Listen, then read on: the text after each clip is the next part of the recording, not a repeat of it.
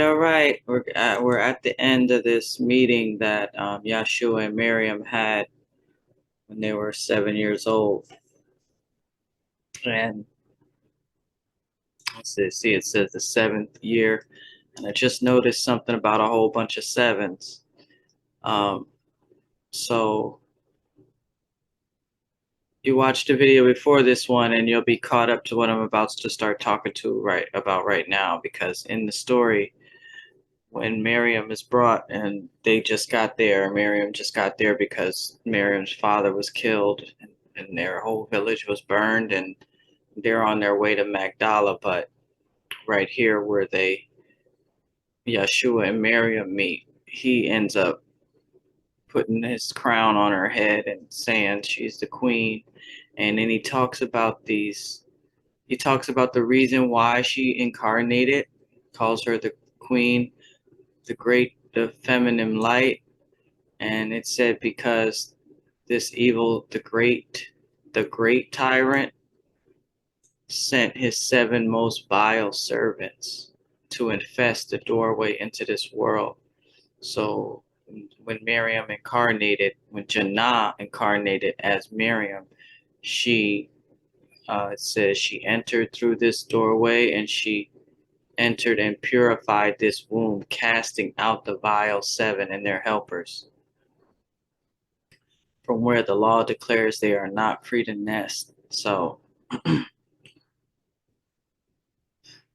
I just remembered that, okay, they're 7 years old. And then I remembered I did a video about when they're older, when Miriam and Yahshua are older.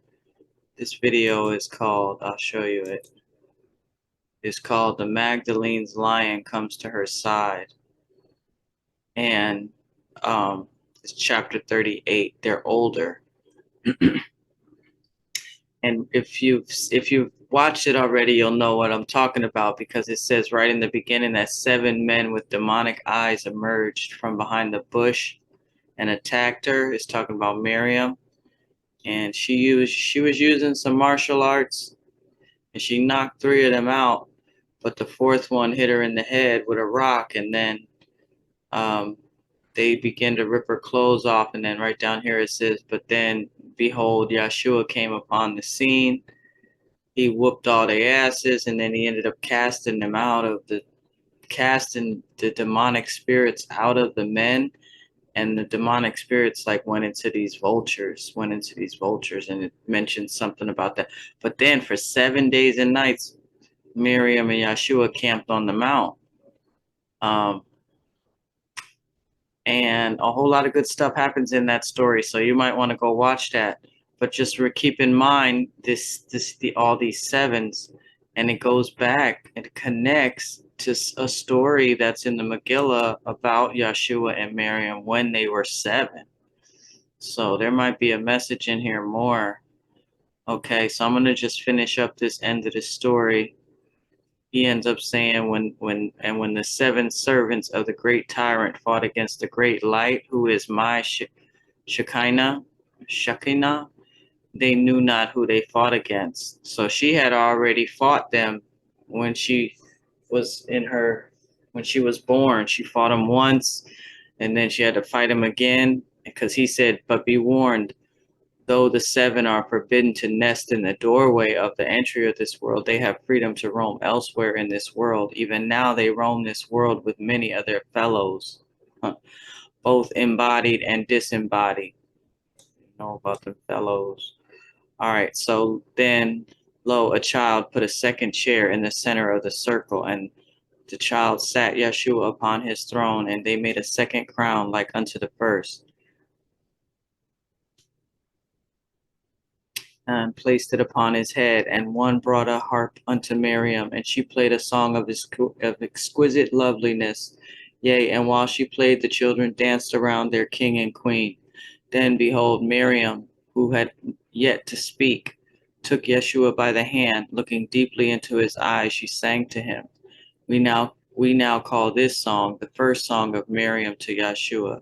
The words are as follows. The first song of Miriam to Yahshua. As honey drips from honeycombs, as milk flows from the breast of a nursing mother, so does my love pour forth unto thee, my King. My love pours forth unto thee. My love pours forth unto thee. Heavenly love and a heavenly sea, my love pours forth unto thee. As heavenly water gushes forth from heavenly springs, as living water gushes forth from mountain springs, so does my love pour forth unto thee, my King. My love pours forth unto thee.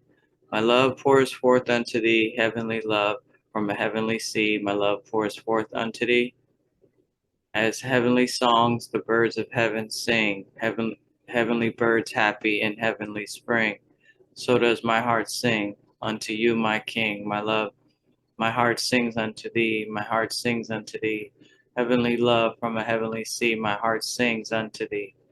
Then behold, Miriam spoke unto the children, saying, the song of Miriam is to her king, her spouse. For lo, in union we are, one in Yah, for the creative expansion of the all. Without one another, the Lord and Lady would be unfruitful, and creation would be naught. Wherefore we are never apart, even when we journey in different lands. For I am in him, and he is in me, now and forever, both crowned in Yah. Amen. Can y'all imagine these 7-year-olds talking like this? I mean, that's why I kept bringing up the order of the Immaculate Conception, because I'm wanting you to hear the stories about their parents, their grandparents, and the way and those people, because in order for these kids to be who they were, it didn't start when they became adults. This is something they were born into, and yeah. Okay, so after some days of rest, Zabiah and Mary, for so Miriam was often called, she was often called Mary, left in a small ship from Alexandria to the shores of Mount Carmel.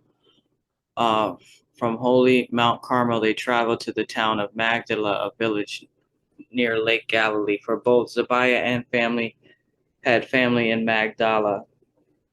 But lo, on the night before Zabiah and Miriam departed Alexandria for Carmel, I can never say that word right.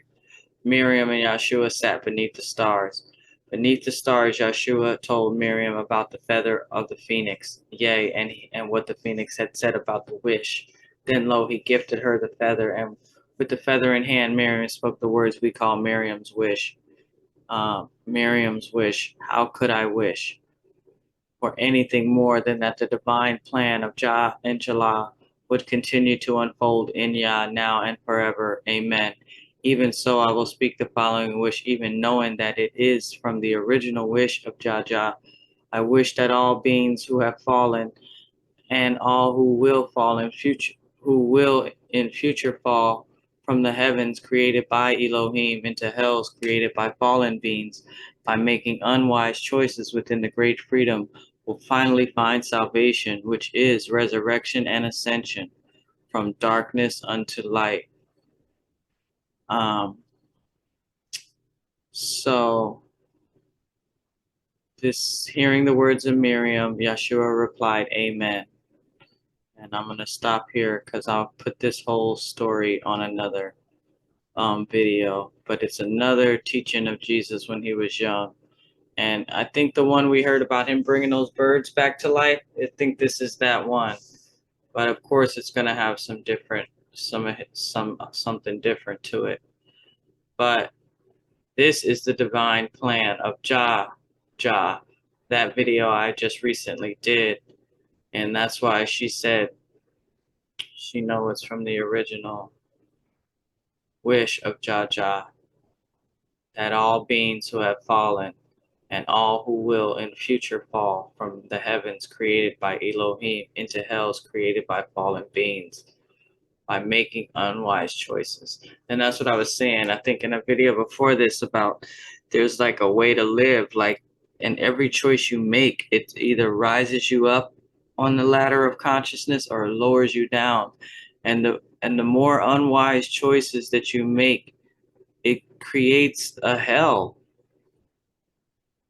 It's what the hells are created from. They're created from a whole bunch of beings, or maybe just one being living in their own freaking hell. I don't know. But by making a whole bunch of unwise choices, because life after life after life, there's these cycles that you have to go through. This is energy. We're all learning about energy now. I can't remember 20 years ago, wasn't nobody talking about no energy and karma and none of that stuff. I didn't hear. But it's a small world. So we got to get this going. Resurrection and ascension from darkness unto light, and start to move up to the heavens, to the higher heavens. Yeah.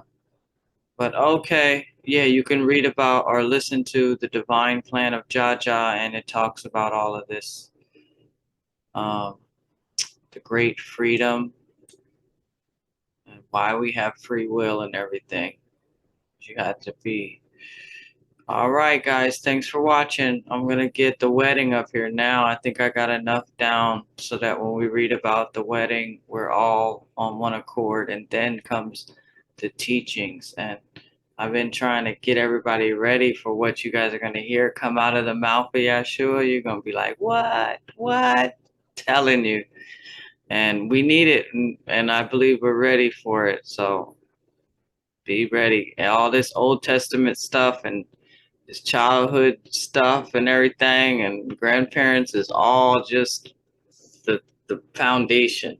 Now we're gonna hear words from the upright man, like some of the teachings we've heard them already, and some of them we have not been. So be ready for it, guys. Thanks. Stay tuned.